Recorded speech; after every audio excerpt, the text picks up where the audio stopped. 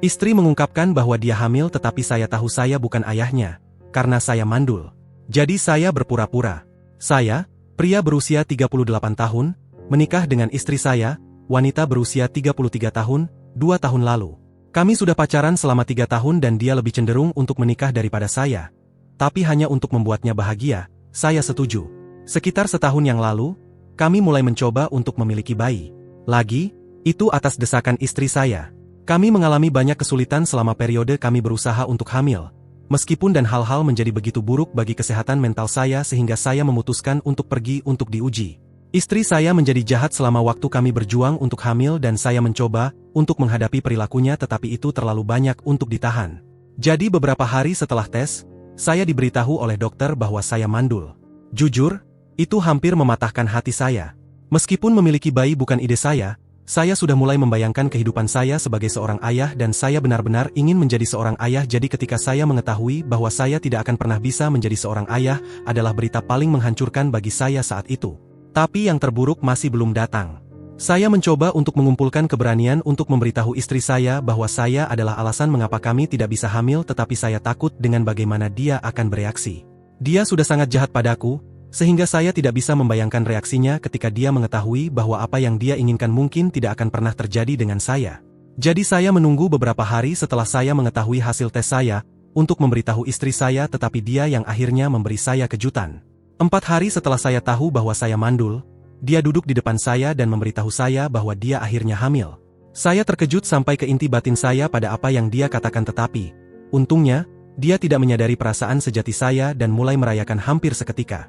Saya mencoba untuk turut dalam kebahagiaannya sehingga dia tidak meragukan saya atau apapun tetapi keesokan harinya, saya diuji lagi, hanya untuk memastikan bahwa saya benar-benar mandul, dan sekali lagi, saya menerima hasil yang sama. Saya bingung karena jika saya bukan ayah, maka istri saya pasti berselingkuh dengan saya. Prosedur medis yang dia butuhkan untuk hamil secara buatan mahal, dan karena saya adalah satu-satunya anggota keluarga yang bekerja di antara kami berdua, dia tidak mungkin melakukan apapun tanpa meminta uang tersebut terlebih dahulu. Jadi dia jelas berselingkuh. Pikiran itu sendiri begitu aneh dan mengerikan sehingga saya tidak melakukan apapun selama beberapa hari berikutnya sementara istri saya merencanakan pesta besar-besaran untuk mengumumkan kehamilannya. Dia tampak sangat bahagia dan saya merasa sangat hancur tetapi saya tidak bisa menunjukkannya di wajah saya karena saya perlu mencari tahu dasar dari seluruh situasi ini.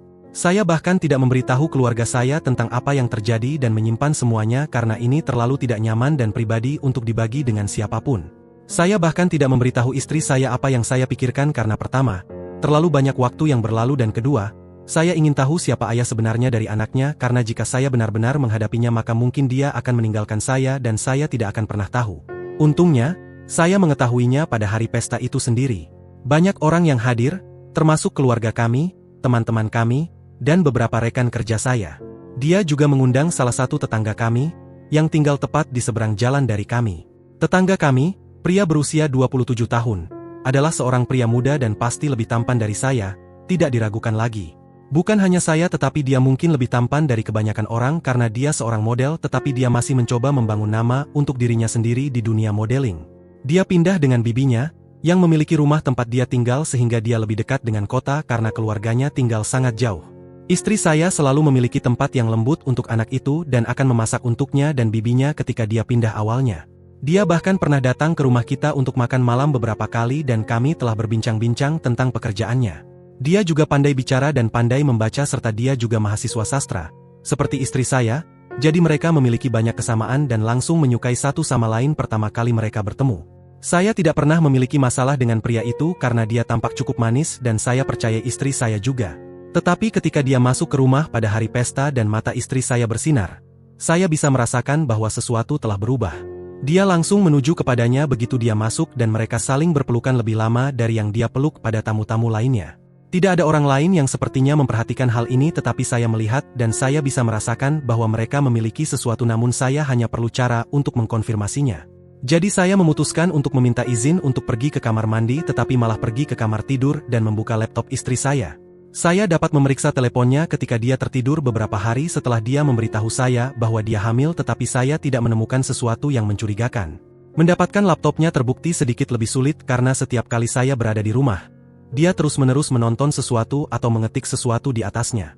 Setiap kali saya bertanya kepadanya apa yang sedang dia lakukan, dia akan memalingkan layar dari saya dan memberitahu saya bahwa dia sedang bekerja pada novelnya. Itu sudah berlangsung selama beberapa bulan dan saya menghormati privasinya karena saya benar-benar berpikir bahwa dia sedang mengerjakan sebuah novel. Sekarang, situasinya telah berubah dan saya cukup yakin bahwa tidak ada novel dan itu hanya alasan untuk menyembunyikan konten laptopnya dari saya. Untungnya, tidak ada kata sandi atau apapun yang mudah diakses. Setelah sedikit penggalian, saya berhasil menemukan akun email lain selain yang asli. Saya beralih ke akun itu dan melihat email yang telah dikirim dan diterima. Saya membaca email tersebut dan penuh dengan pengakuan cinta dari istri saya dan juga pria lain, tetangga kami. Saya mengenal alamat email tersebut karena dia menggunakan nama aslinya.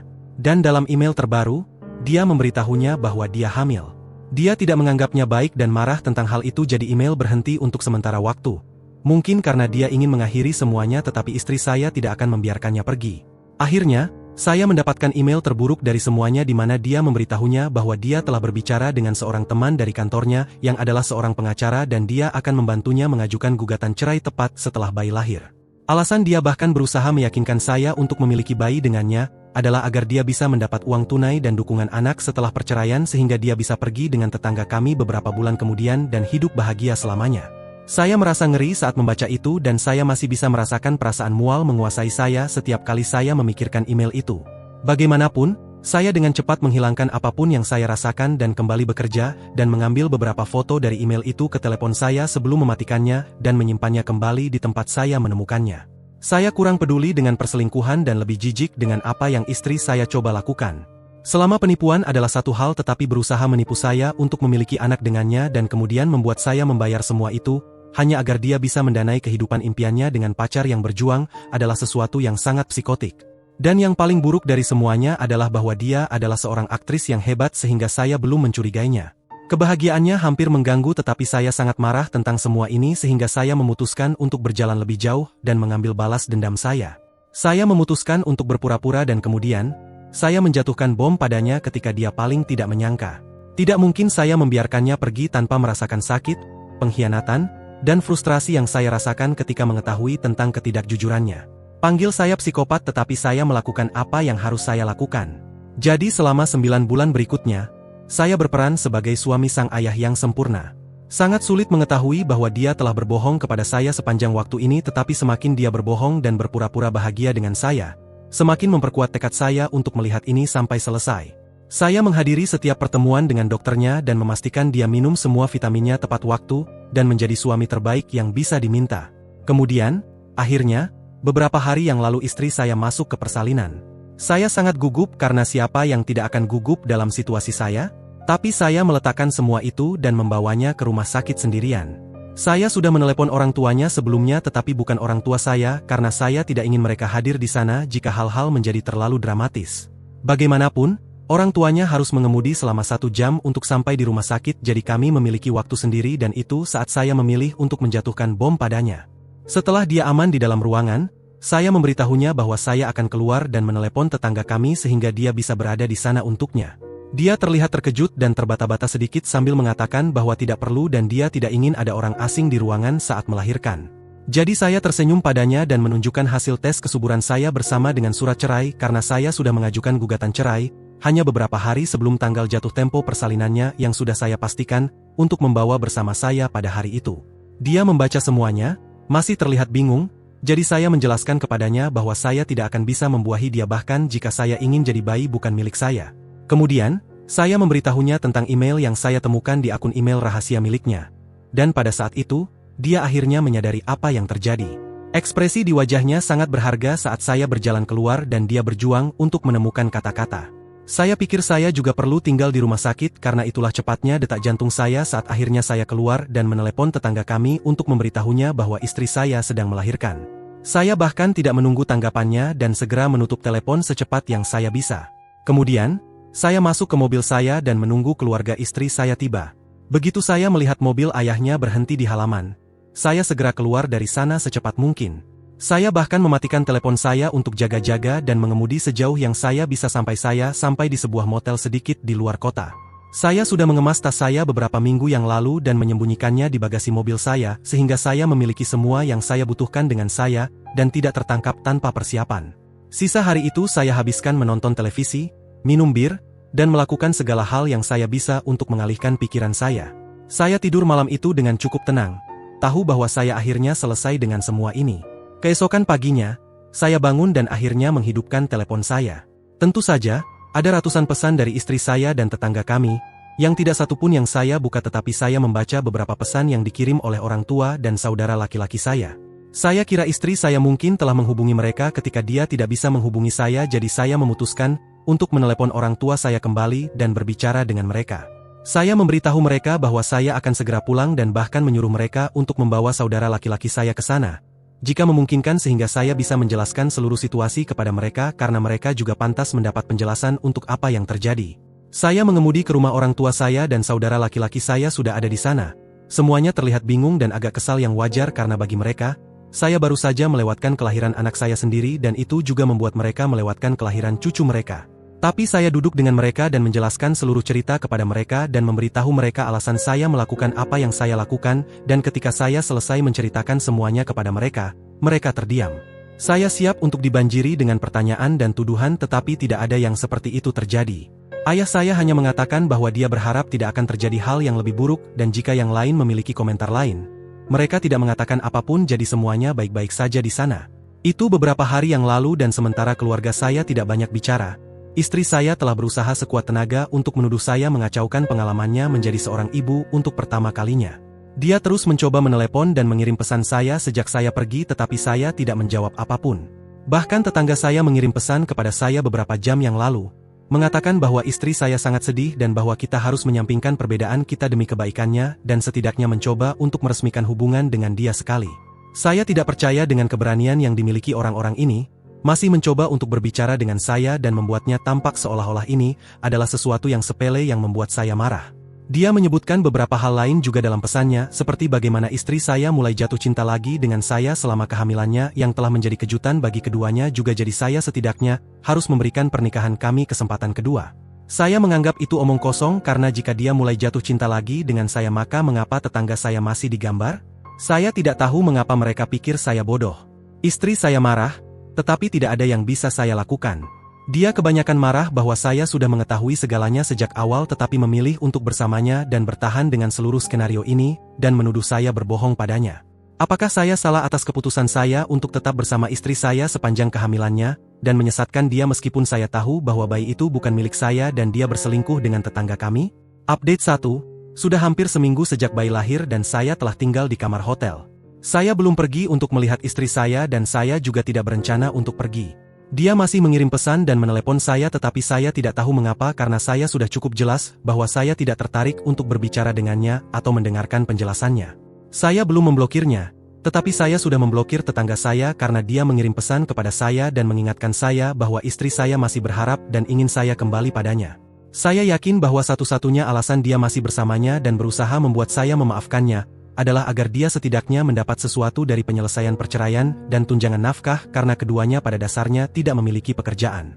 Istri saya menjadi ibu rumah tangga yang saya hargai dan hormati, tetapi dia tidak hanya tinggal di rumah dan melakukan pekerjaan rumah.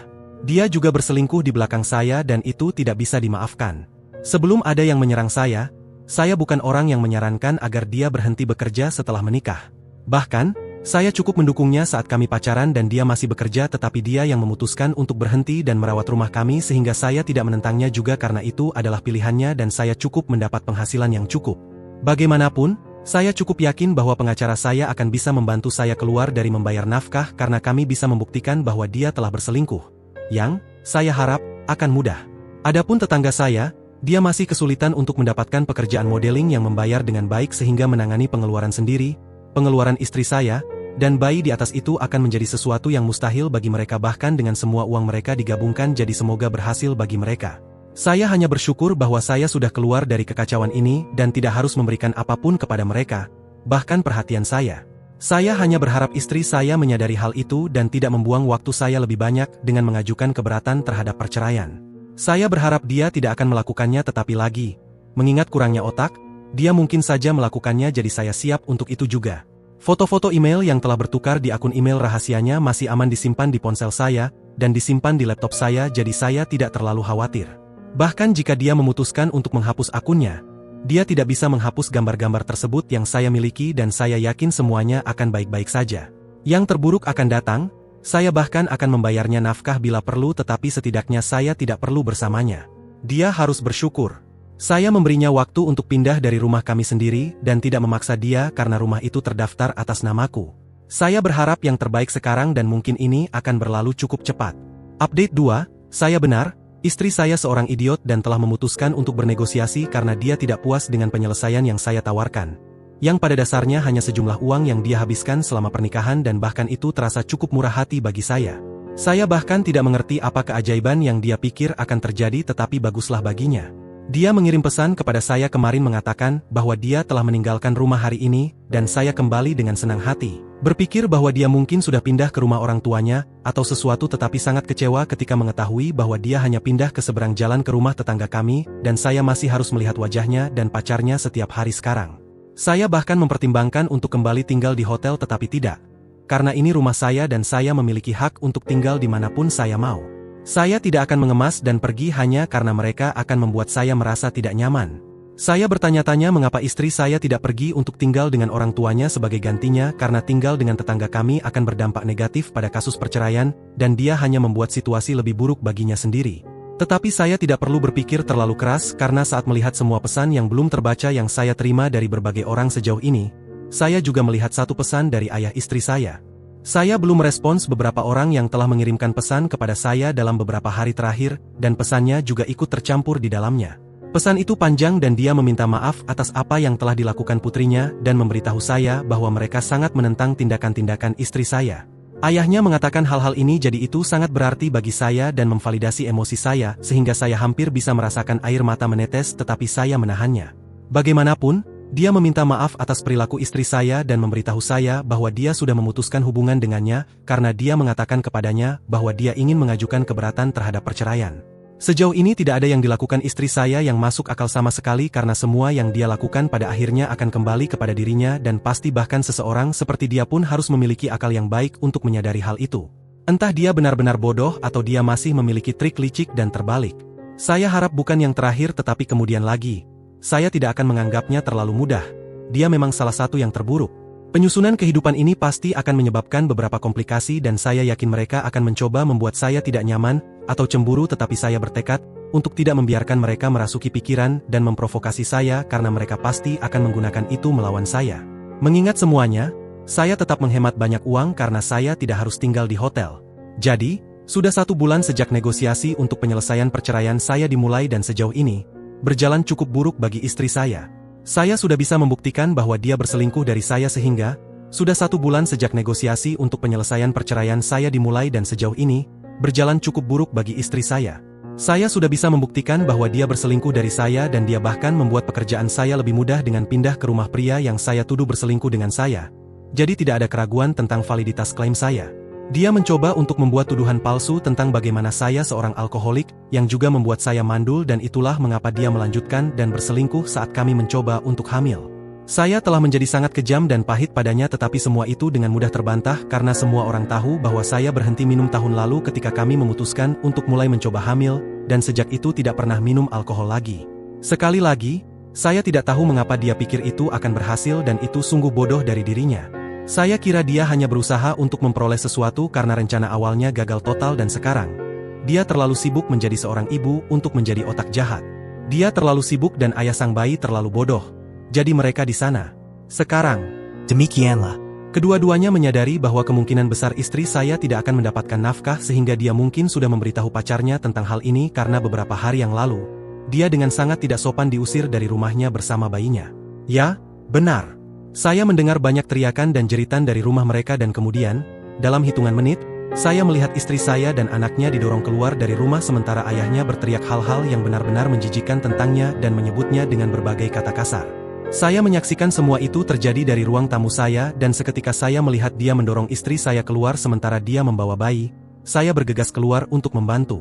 Perselisihan terlupakan, saya tidak bisa membiarkan bayi yang tidak bersalah menderita karena sesuatu yang bukan kesalahannya. Saat saya tiba di pintu rumahnya, dia sudah menutup pintu sementara istri saya dan anaknya kedua-duanya menangis. Saya menggendong bayi dan meraih tangan istri saya agar saya bisa membawanya kembali ke rumah saya di seberang jalan, dan kemudian menelepon ayah mertuanya sehingga dia bisa membawanya pulang. Dalam waktu 1 jam, dia datang dan membawanya pergi. Sekali lagi, berterima kasih atas semua yang telah saya lakukan. Selama 1 jam itu, istri saya menangis seperti bayi sendiri, jadi saya sebagian besar menenangkan ibu dan anak sendiri. Saya ingin menelepon polisi juga, tetapi dia berhasil meyakinkan saya untuk membiarkannya pergi karena dia tidak ingin menambah masalah. Dia terus meminta maaf berulang kali atas apa yang terjadi dan memberitahu saya bahwa dia begitu putus asa untuk bersama orang yang dicintainya sehingga dia kehilangan segala harga diri dan moralnya, dan dia benar-benar menyesal atas semuanya. Dia memberitahu saya bahwa dia akan menerima apapun yang terjadi dan tidak akan bernegosiasi lagi sehingga perceraian selesai lebih cepat. Saya kira itu satu hal yang baik. Saya harap dia memutuskan untuk menuntut hukum akhirnya pada pria ini dan menyembuhkan dirinya juga. Tetapi setidaknya saya sudah melakukan yang terbaik yang saya bisa dan menjadi orang yang baik. Dan saya tidak menyesal atas apapun.